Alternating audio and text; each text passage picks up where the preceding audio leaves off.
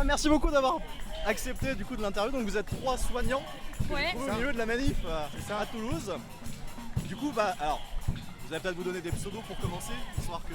Bon non, moi je m'appelle David, allez, il n'y a on est pas de parti. problème. Alors du coup, pourquoi vous êtes là précisément aujourd'hui? Eh ben, on est là pour 2 raisons. Déjà, en tant que soignant, pour militer contre l'obligation vaccinale des soignants, Ouais. premièrement, et tout ce qui va avec. Et deuxièmement, en tant que citoyen, contre le pass vaccinal. Donc on est là pour ces 2 raisons. Ok. Rien d'autre à rajouter Bah ouais, de on votre est côté là parce qu'on va plus pouvoir aller travailler en fait. Sans... Parce que vous n'allez pas vous faire vacciner, vous Non. allez vous faire virer. C'est ça, on n'a Virer, plus de non. salaire, virer non. Voilà, oui. Voilà. C'est vrai que virer non, ça a été retoqué par le conseil, C'est mais... pire en fait, on n'a plus de salaire. Ouais. Nous aujourd'hui, on est un couple de soignants, on D'accord. a un bébé, on lui Ouais. a mis une petite pancarte parce que à partir de lundi, on n'aura plus les moyens de payer son lait quoi. Ah oui. Voilà. Et il n'y a aucun moyen de recours pour vous auprès de Bon vos non, équipes absence de totale des direction. syndicats, donc bon déjà ils servent pas à grand chose en général, hein, excusez-moi, Non, je suis d'accord, désolé. surtout en ce moment. Mais voilà, l'absence totale des syndicats, on les voit pas, on leur a posé plein de questions en tant qu'hospitalier. On est allé démarcher tous les syndicats, que ce soit la CGT, la CFDT ou la Force ouvrière. Ouais. Ils nous disent toujours la même chose, oui on est présent sur les manifs, mais sans logo. En fait on s'en fout sans logo, nous Ouais. ce qu'on veut justement c'est les voir. Pour une fois qu'ils peuvent montrer qu'ils sont là et qu'ils servent à quelque Donc chose. là, voilà, là c'est clairement une classe de travailleurs en particulier qui est attaquée. Voilà, Donc la, exactement. la CGT, la Après, CFDT, ils seraient... comme je te l'ai dit, on est là en tant qu'hospitalier et soignant, mais on est aussi là en tant que citoyen, citoyen parce que il n'y a pas que les... Justement, ce pass sanitaire, en fait, il est obligé pour les soignants, mais en fait, il est obligatoire pour tout le monde. Comme je l'ai dit en début de manifestation, j'ai un collègue qui est conducteur de travaux, une autre collègue qui s'avère être travaillé pour une grande surface, et on leur dit la même chose, en fait, vu que vous êtes amené à intervenir avec du public, soit vous vous faites vacciner, soit vous dégagez. Donc en fait, grosso modo, le patron est obligé de faire travailler ses employés quelque part où il y a du public, donc il est obligé d'avoir des gens qui sont vaccinés. Donc en fait, tout ça, c'est une mascarade. L'obligation vaccinale, elle est pour tout le monde, tout simplement. Et Oui, si vous avez des... Là, tu as un collectif de soignants en fait. Ouais. On a créé un collectif de soignants où en fait on est des gens qui pas vaccinés, qui sont contre le pass et on est minoritaire. Donc du coup, on essaie de se soutenir comme on peut. Ouais. On a rencontré quelques soignants, notamment une à l'Oncopole où la pauvre, elle est toute seule dans son service et elle a toute son équipe derrière le dos. Elle nous disait qu'à l'Oncopole, ils étaient en train d'installer des barrières et des bornes pour que tu puisses aller bosser. Pour faire des valider bornes ton pour QR valider code, ton QR code. Sur Rangueil, sur ce site, le collectif des soignants, on est en train de se donner des accès en fait pour pouvoir aller bosser parce que sur chaque issue de secours, sur chaque porte, tu as un mec de la sécurité. Ouais. Donc, Ils ont engagé des vigiles, pas des soignants. Exactement. Et le matin, tu as des soignants. Nous, déjà, il faut savoir qu'on commence soit à 6h, soit à 7h. Tu as des soignants qui viennent vachement tôt pour tenir la porte aux autres soignants qui veulent aller bosser. Parce que oui, pour s'organiser en fait. Exactement. Et C'est une très honte, paradoxalement, en fait. C'est une quand on honte. subissait des violences à l'hôpital, quel que soit le service, et qu'on demandait plus de sécurité, on Y a nous pas. répondait on n'a pas les Y a moyens. pas. Et là, comme par hasard, bim, il y a des moyens, on sort tout. Donc c'est la décision à 2 vitesses, quoi. C'est le système à 2 vitesses. Mais ça prouve que c'est très hypocrite. Voilà, ouais. Ça prouve que c'est très hypocrite. Quand on demande des moyens, on nous dit qu'il n'y en a pas. Quand on demande qu'il y a des départs à la retraite, il faut remplacer, il n'y en a pas. Et là, d'un coup, on trouve des milliers d'euros pour pouvoir organiser une pseudo-sécurité. Voilà.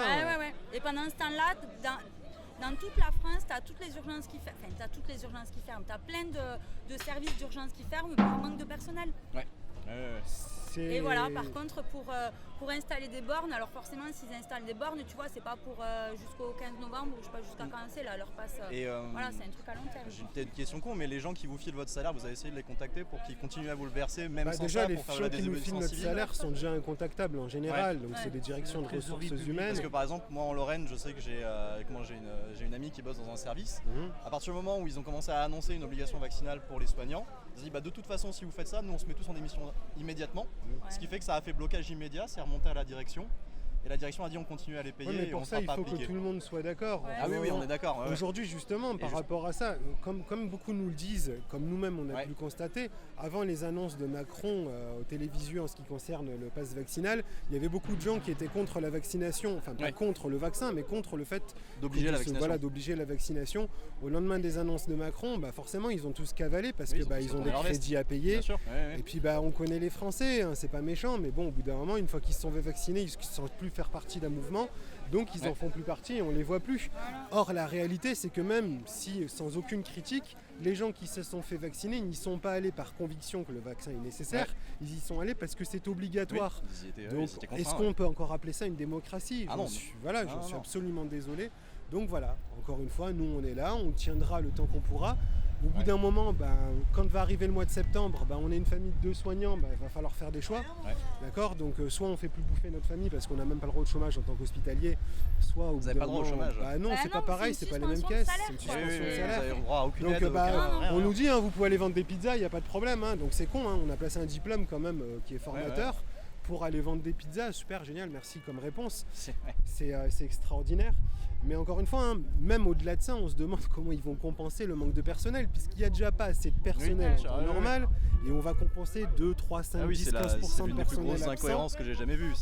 Mais ils vont trouver. Donc on va former des infirmiers en 3 mois. Bravo, il faut 3 ans, c'est pas pour rien. C'est parce que déjà quand on sort de l'école au bout de 3 ans, on est à peine formé pour commencer le métier d'infirmier. Pas pour être infirmier spécialisé. Allez, on les attend, les infirmiers en réanimation qui auront 3 mois de formation. Ils vont pas génial. Ils vont pas être au poste. Mais c'est là où tout est incohérent. Donc qu'est-ce que vous voulez qu'on fasse pour le moment? On gueule gentiment, pacifiquement. On attend le mois de septembre gentiment de voir comment les choses vont se passer. D'ailleurs, je vais finir là-dessus. Vous pensez que ça va finir comment au mois de septembre? Moi, je pense que ça va péter. Ça va. Parce que là, ils sont. Mais péter quel mode? Guerre civile, débordement dans les rues, majoritairement. Débordement, oui, mais guerre civile, parce que là, ils vont commencer à bon. s'en prendre à nos gamins. Tu vois, ça commence à partir de 11 ans. Ça va péter. Ça dépense son temps par guerre civile. Après là, ça vraiment. La guerre civile entre les c'est pareil, vaccinés. 3 coups de canon à eau, 18 lacrymogènes et c'est vite fait quoi. Et oui, bien sûr. Donc c'est pour ça que. Et moi, ça me fait peur parce que même dans votre milieu, en fin de compte, vous êtes les premiers infectés, vous êtes les premiers à la contrainte, vous êtes entre le marteau et l'enclume, quoi, littéralement. Ah oui, puis surtout, on et même faire attention avec à ça. ce qu'on dit. Voilà. Là, il n'y a pas de caméra, donc on se lâche. Les gens n'arrivent pas à se libérer du carcan moral imposé. Et donc, en fait, les gens continuent à se laisser faire, quoi. Même dans vos professions, alors que vous êtes littéralement les sacrifiés et en même temps les premiers dans les premiers. C'est exactement ça. Il y a 7 mois en arrière, on était obligés. Voilà. Et aujourd'hui, on est mis à pied. Voilà. Et c'est incroyable, c'est-à-dire qu'il y a 7 mois en arrière, vous aviez le Covid, on venait vous chercher chez vous parce que il fallait quelqu'un pour aller bosser.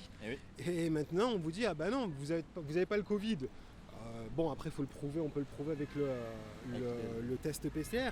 Mais voilà, le test PCR, vous imaginez si tous les 3 jours vous allez faire le test PCR. Se faire récurer le nez tous les 3 jours. Et quand bien même, à la limite, si c'était gratuit et qu'on nous le proposait, presque on irait. Presque on irait pour nous éviter la vaccination. Il pourrait vous proposer cette porte de sortie là. Non, c'est absolument pas. Bon après attention, c'est pas de notre poche. Non. C'est pas de notre poche. Il faudrait qu'on soit comme tout le monde. Mais non, là actuellement c'est même pas ce qu'il y a. C'est-à-dire que vous avez votre passe vaccinal, vous avez votre test PCR pour le moment remboursé, oui. Au mois de septembre, jusqu'en octobre non. Soit vous restez chez vous. Et puis après encore une fois, comment ils vont nous remplacer? Ma question c'est ça, c'est comment ils vont nous remplacer. Et au-delà de ça, éthiquement, même sans parler de notre place, éthiquement, je veux dire, c'est absolument scandaleux qu'on filtre des gens pour aller faire leurs soins à l'hôpital, parce que l'hôpital, il y a quand même une gratuité et ainsi de suite.